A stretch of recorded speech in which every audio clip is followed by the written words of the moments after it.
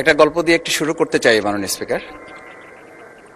ছোট্ট গল্পটি হচ্ছে, রাজা তার উজিরকে বলে দিয়েছিল সকাল থেকে এটা কাজ করবা, এই কাজগুলো করবা। উজির বলেছিল যে আমাকে যে কাজগুলো বলেন কোনটা কখন গুরুত্বপূর্ণ কোনটা ছুটে যায় তার চেয়ে আপনি আমাকে একটা তালিকা করে দিলে ভালো হয়। একটা তালিকাও করে দিয়েছিল।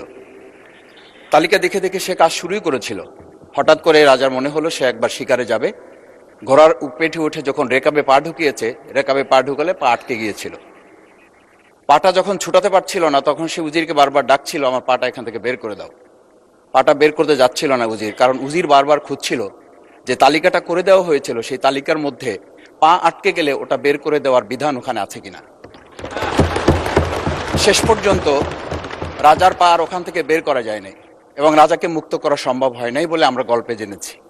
ঠিক আমার কাছে আজকে সংসদ এরকম একটা গল্পের মতো মনে হয়। আমরা জুলাই সনদে যখন আমাদের 4 বছরের সন্তানরা জীবন দিয়েছে, আমরা যখন দেখেছি